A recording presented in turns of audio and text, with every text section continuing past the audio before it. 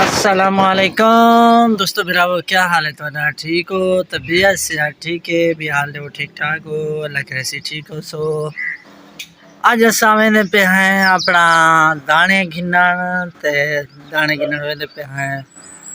जवान फोन कर दिते वहाँ के ट्रेशर लगी खड़ी है ते आते अपने दाने चा वञो ते असा वेंदे पे हैं दाने गिनण। असा के दोस्त भरावे को थ्रेशर लगी खड़ी है, थ्रेशर का माहौल ही दिखा दूँ तो दाने गिनण वेंदे पे हैं, दाने का माहौल दिखा दूँ दाने किवें हैं, सही हैं किवें हैं। ठीक है दोस्तों, वीडियो दे नाल रसो।